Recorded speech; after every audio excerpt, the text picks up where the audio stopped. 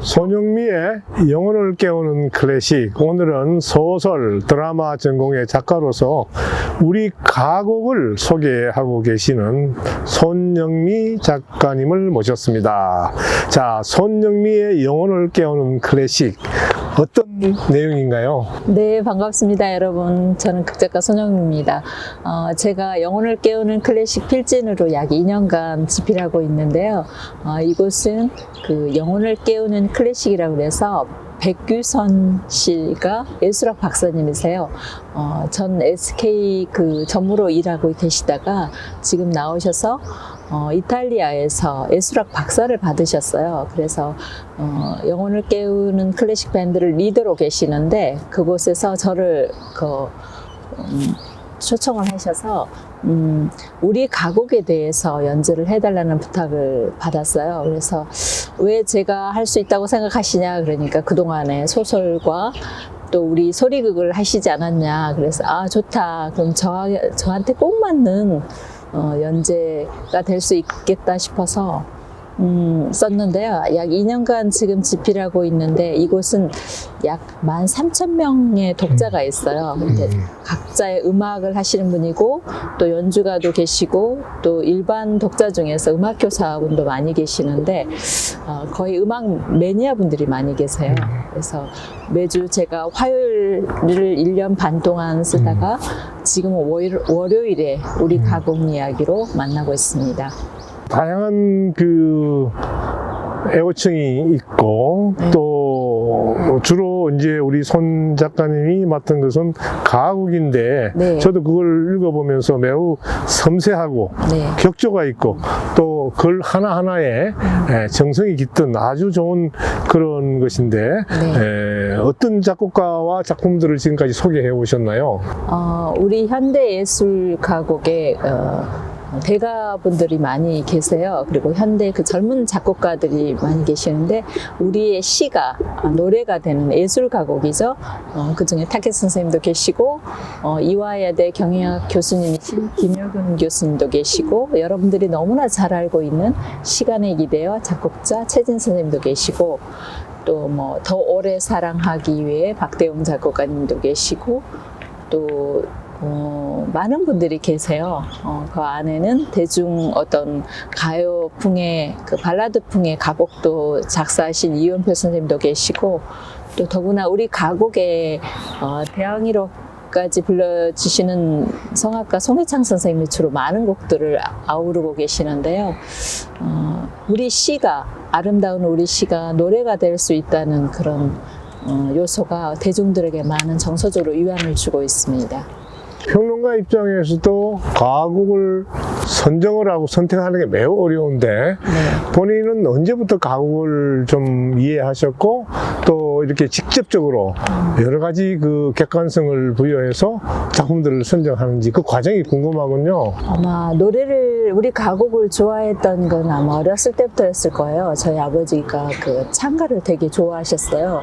원래 사학을 하셨던 분이라서 매일 아침 새벽 5시면 치금기를 그 당시에 이렇게 틀어놓으시는데 왜 이렇게 아침 일찍부터 전 아침잠이 많아서 아버지는 저렇게 노래를 틀어놓으시나 했는데 그때 아침에 노래가 아침에 모닝콜이었던 것 같아요. 그래서 그때 그 노래가 없으면 뭔가 이상한 날인 거예요. 아버지가 부재 중이시던가 출장 중이시던가 엄마 아빠가 싸우신 날이던가 그래서 늘 불안한데 노래가 항상 제 곁에 있었던 것 같아요. 그리고 그렇게 사춘기 성장 과정을 그렇게 보내면서 노래가 항상 저한테는 있었고 대학을 제가 서울예술대학 극작과를 들어가게 됐는데 졸업을 하는 동시에 그 중국 소수민족으로 연수를 갔어요.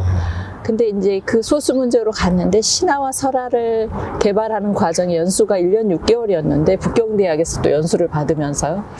근데 그 묘족촌을 가고 운남성을 일대를 다 돌았는데 우리 소리가 그쪽에서도 같이 공유되고 있는 느낌이 있는 거예요. 지역마다 그 소리를 가지고 우리하고 교류를 해서 공연을 발표하는데 예전에 저희가 어렸을 때 들었던 소리인 거예요. 그 운율, 운조, 하음이 다 우리의 것이더라고요. 그래서 이거를 개발을 해서 더 많은 어떤 우리의 소리를 신화와 설화를 개발해서 우리의 이야기를 제대로 표현을 해보자 이런 생각을 하고 있던 찰나에 우리 가곡이 갖고 있는 그런 어떤 정서적 위로 또 우리 민족성을 우리 가곡에서 제가 많이 찾아냈던 것 같습니다. 이제 그러니까 결국은 가곡을 체험하고 배우고 어릴 때 네네. 접근한 것들이 정서적으로 네. 안착이 되면서 가곡을 좋아하게 되는데 네, 그렇죠. 요즘 이제 그 교과서에서 제대로 배우지를 않고 네. 또 학교 수업에서 빠지다 보니까 그렇죠. 한편에서는 가곡의 위기다. 네. 또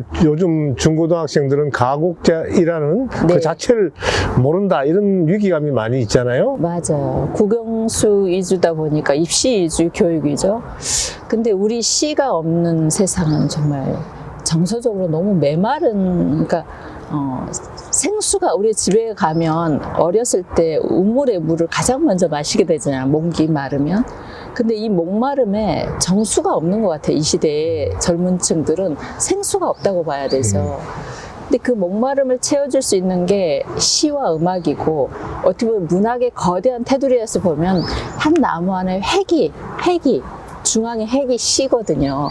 근데 이 시가 없이 그냥 맨 땅에 건조한 삶을 우리는 또 살고 있다고 봐요.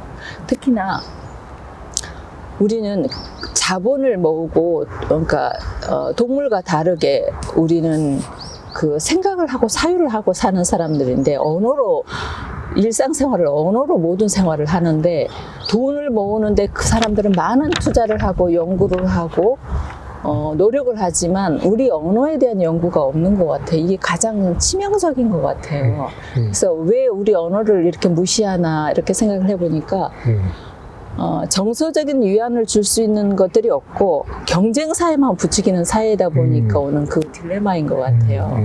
그래서 앞으로 우리가 이게 시가 없는 세상을 어떻게 극복해야 될지 앞으로 우리가 과제이기도 하는 것 같아요. 그 손 작가님이 이제 지난해 발간하신 그 마음을 적시는 아름다운 명곡 30선. 그 제목도 그렇고 또 제가 책을 보면서 그 서평도 제가 써드렸는데 네, 아주 잘 그 마음을 적신다는 말이 굉장히 와닿았어요. 네. 그 책은 또 어떻게 구성이 되어 있고 네. 어떤 계기로 발간하게 됐는지요? 네, 선생님이 아주 그 책의 서평을 아주 잘 써주셨는데요. 사람은 누구나 경계를 허무면 마음이 열려서 모든 걸 수용할 수 있다는 그 중요한 말씀을 해주셨는데요. 제가 그 영혼을 깨우는 클래식에서 일주일에 한 편씩 썼거든요.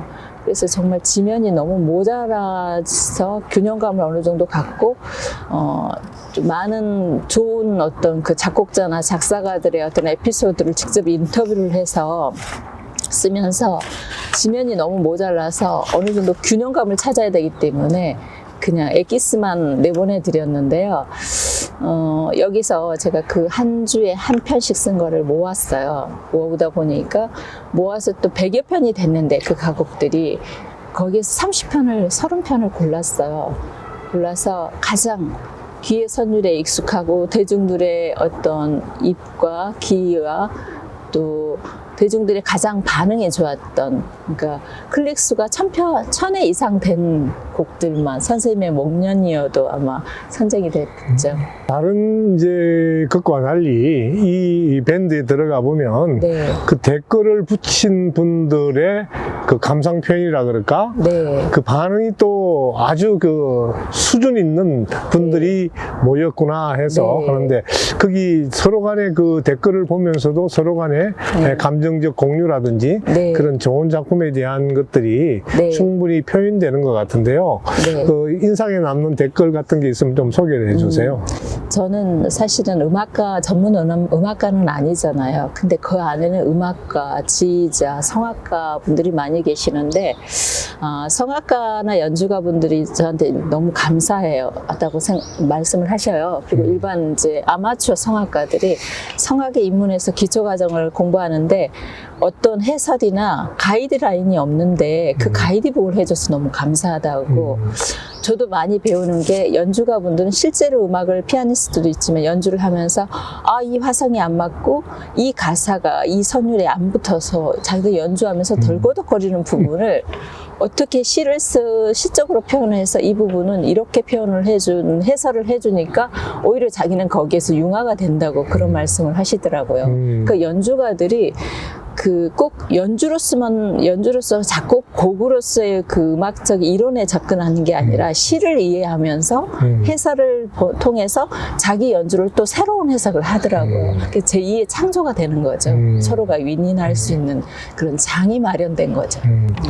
되게 이제 작사와 작곡, 그다음에 연주가라는 그 세 개가 이제 세 부분이 이루어져야 네. 가곡이 표현이 되는데 그렇죠. 서로 작품에 대해서 뭐 터치한다 그럴까? 네. 조금 의견을 표현하는 게 사실 쉽지 않거든요. 그렇죠. 그런데 여기에서는 서로 좀 존중하면서 네. 또 융합점을 찾아내서 네. 미처 못 본 것들을 그렇죠. 독자를 통해서도 알고 네. 또 손 작가님의 글을 통해서도 네. 이렇게 이야기하게 되는데 그 곡을 고를 때도 본인이 그 노래를 불러가면서 네. 시도 쓰고 직접적인 그 체험을 통해서 그렇죠. 글을 쓰니까 아마 네. 더 설득력이 있는 것 같아요. 네, 그렇죠.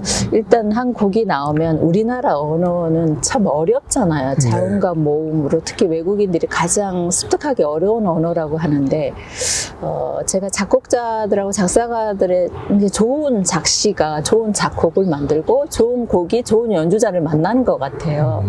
근데 이제 그 삼박자가 딱딱 맞아야 떨어져야 되는데 제가 처음에 선정할 때는 임의적으로 곡을 선정을 하지만 일주일 내내 그 곡을 가지고 씨름을 해요. 직접 그래서 성악을 배워서 제가 성악을 입문한 지 한 7, 8년 됐는데 아직도 참 노래가 어려워요. 그래서 연주가들이 너무 존경스러운 거예요.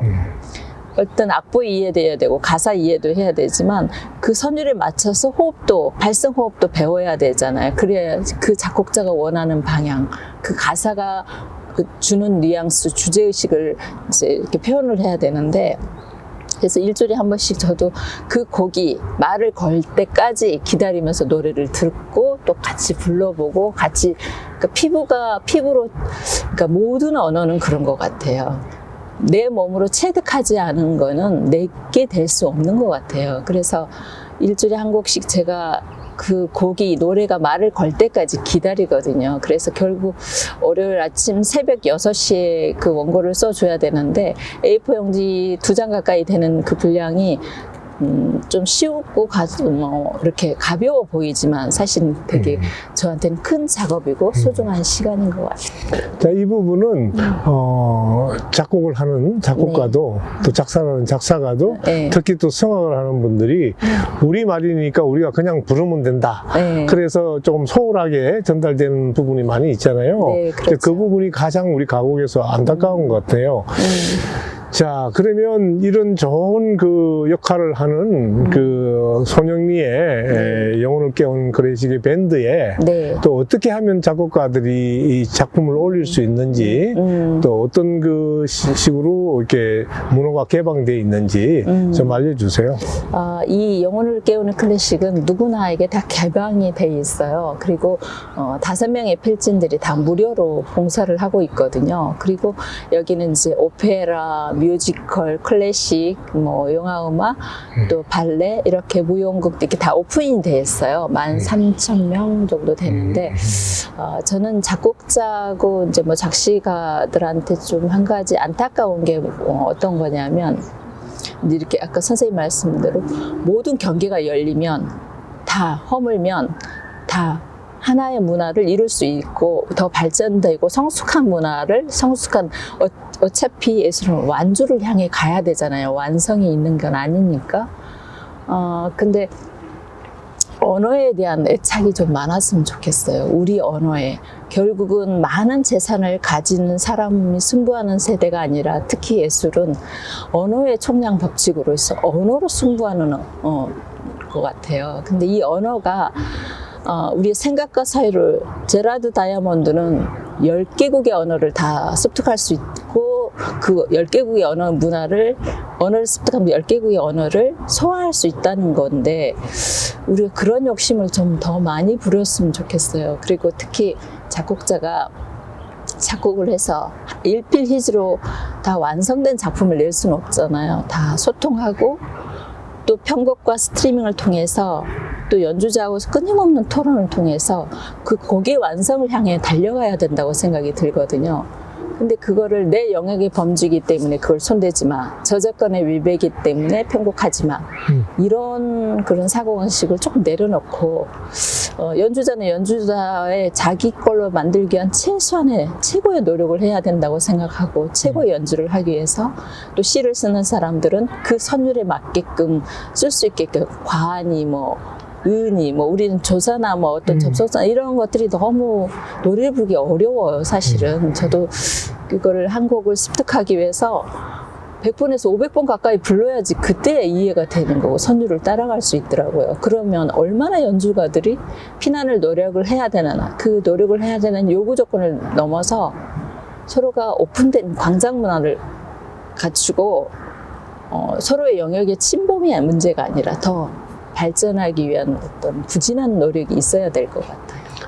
그 제 노래도 뭐 목련이를 네. 책에 올려주시고 네. 또 직접 노래도 뭐 공부하고 계신다 그러는데 한번 불러보세요. 아, 그거 진짜 너무 어려워. 근데 제가 선생님한테 한번 여쭤보고 싶어요. 네. 어떻게 목련을 보고 천사의 눈물로 표현을 하셨어요? 글쎄, 그건 오랫동안 제가 학교 다닐 때 네. 목련을 교정에서 많이 봤어요. 네. 그래서 목련이 나중에 이제 떨어지잖아요. 근데 네. 목련이 가장 먼저 피는 꽃이잖아요. 그리고 잎이 잎보다, 없이. 잎보다 먼저, 그것을 이제 그 잎보다 먼저 뛰어나와. 네. 그게 우리 그 조선의 예인이 반가운 손님이 오면 버선발로 오잖아요. 그러니까 꽃부터 먼저 뛰어나와. 이제 그렇게 해서 나오고 그 목련의 그 고기하고 정말 아름다운 것이 내게는 천사의 눈물처럼 떨어졌어요. 대단하세요. 한번 불러보세요.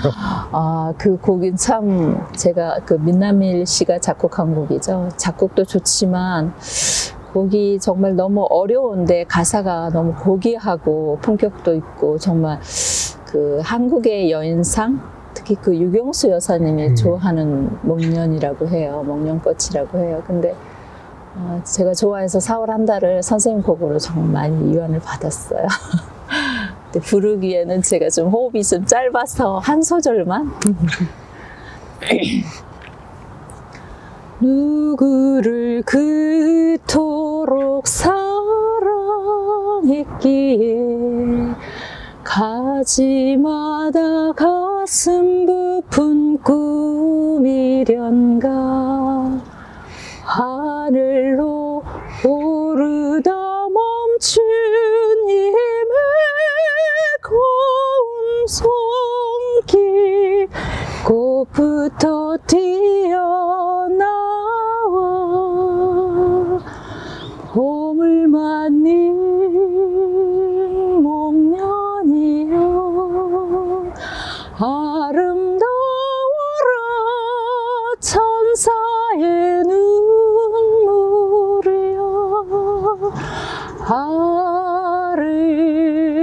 아름다워라 젊음의 고백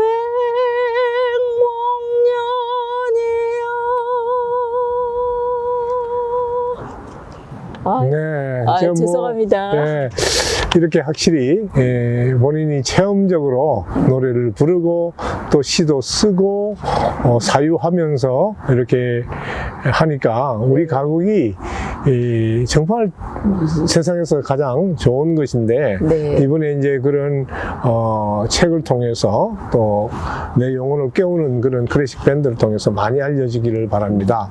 자, 그리고 앞으로 또 하고 싶은 계획들이 많이 있을 것 같은데요. 네, 제가 원래 그 전공이 극작이었으니까 극작을 하고 싶었었는데 처음에 이제 2, 3년 대학 졸업하고 한 4, 5년 하고 생활이 너무 공공해서 많은 잡글을 쓰고 생활을 하고 있는데요. 소설도 쓰고 뭐 칼럼도 쓰고 신문 연재도 하면서 생활하고 있는데 결국은 제가 전국에 하고 싶어하는 일은 오페라 대본을 음악극을 제대로 하고 싶어요. 그리고 소극장 연극을 하고 싶은데요. 근데 우리의 소리 또 우리의 역사를 말하고 우리의 정서를 말할 수 있는 이제 제가 지금 준비하고 있는 거는 그 낙랑공주와 호동왕자인데 이제 거기에서 문학적인 것들을 우리가 봐야 되는데 대중들은 너무 이제 자본이냐 도덕적인 윤리의식을 잘 때를 대잖아요. 극에서 그 낙랑공주가 호동왕자와 사랑을 이루기 위해서 북을 자명고를 찢잖아요. 근데 그게 왜 너는 네 나라를 배신하고 자명고를 찢었니? 이렇게 문학적 접근을 가면 안 되죠. 얼마나 그 자명고를 찢으면서 절망하고 그 사랑을 생각하고 죄의식을 느끼고 문학이 가고자 하는 예술이 가고자 하는 건 그 지점이거든요. 근데 사람들은 너무나 이게 돈이 돼 안 돼.